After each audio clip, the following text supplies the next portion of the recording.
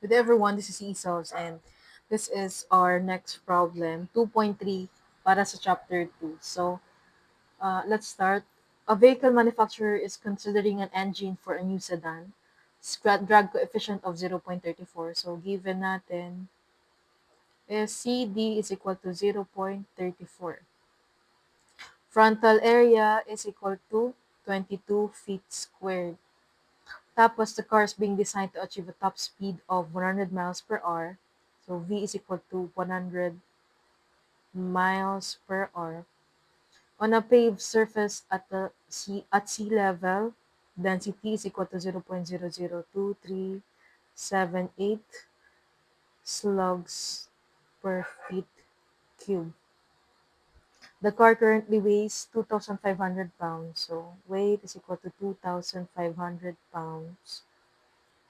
But the designers initially selected an underpowered engine because they did not account for aerodynamic and rolling resistances.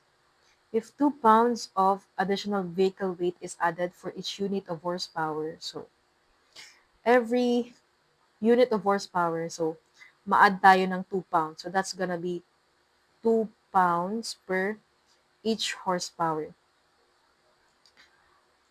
Tapos, yan, anong next? What will be the final weight of the car if it is to achieve 100 miles per hour top speed? So, ang required natin is yung final weight. Considering na yung aerodynamic resistance and rolling resistance. Kasi sabi dito, mahina daw yung engine na napili kasi hindi nila kinonsider yung aerodynamic and rolling resistances. Kaya, isa-solve natin yung power to overcome the rolling resistances, tapos power to overcome ay the aerodynamic resistance, tapos power to overcome the rolling resistance. So, i-add natin siya para mahanap natin yung resistance na hindi na-compute in the first place. So, first, gawin natin, convert na muna natin to sa metric system. 22 feet squared, so 22 times 0.3048 squared, that is 2.0439 meters squared.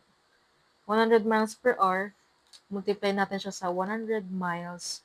So, multiply natin 1609.344 meters. Tapos, 1 hour is equal to 3,600 seconds. So, divided by 36.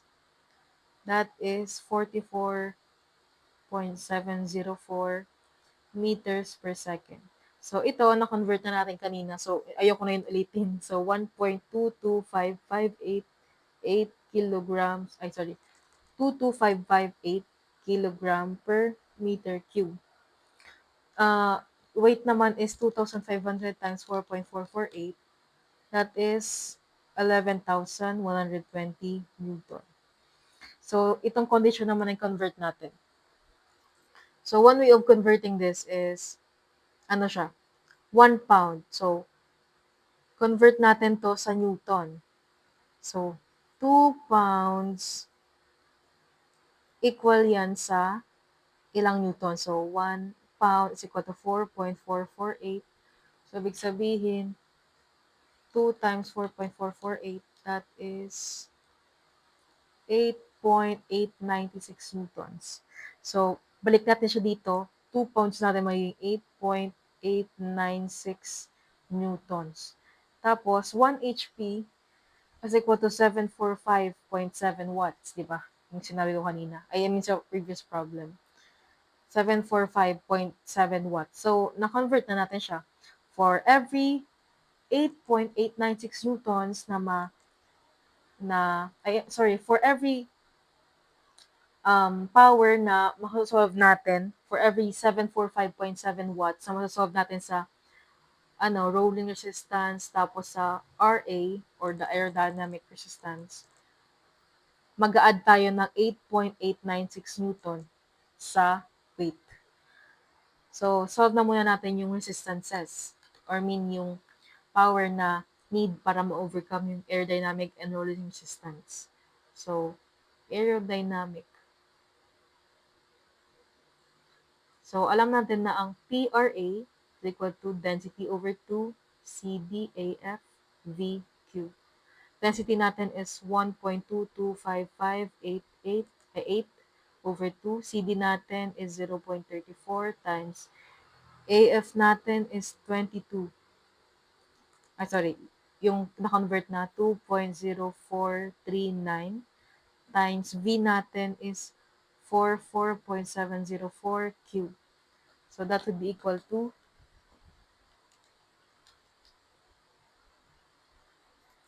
38,044.28124 watts. So yan yung power needed to overcome the aerodynamic resistance.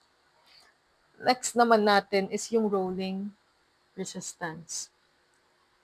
Ano ba ang formula for rolling resistance? So, power na need ma-overcome yung para overcome yung rolling resistance. So, that is FRL or coefficient of rolling resistance times the weight times the velocity. So, FRL is equal to 0.01 times 1 plus V over 44.73. Tapos, ang weight is weight. Velocity is yung given velocity. So, substitute natin siya. So, 0.01 times 1 plus V natin is 44.704. 44 all over 44.73 times the weight, which is 11,120 newtons times velocity is 44.704. So, input natin siya sa calculator, that would be equal to is equal to 9939.28008 watts. So, yan na yung power needed to overcome the rolling resistance.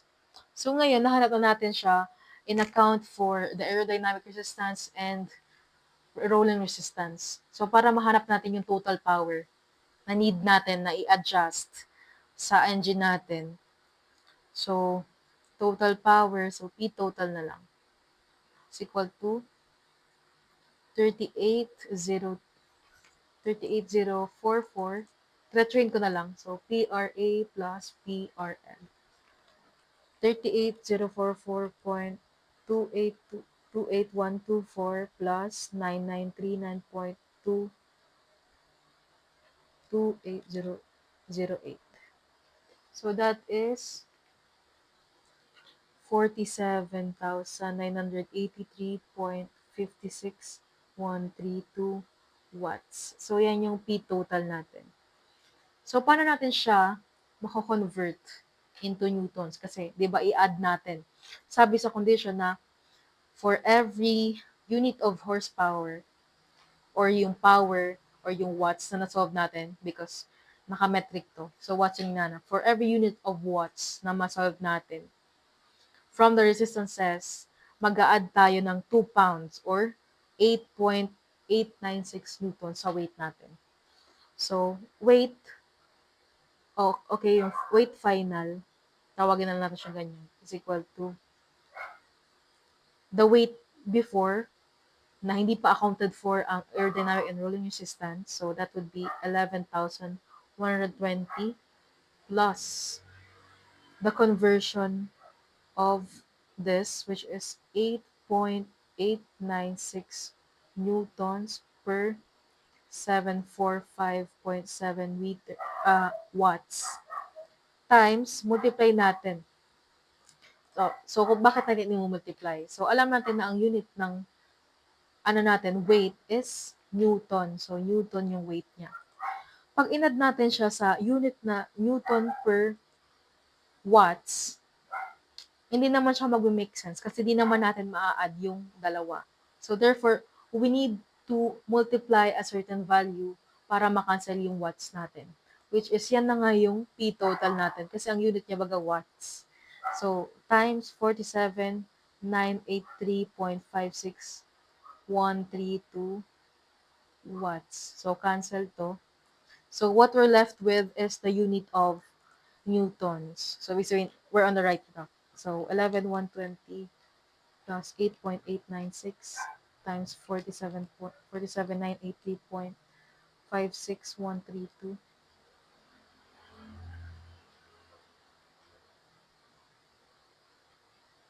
11,120 plus 8.896 all over 745.7 times 47,9.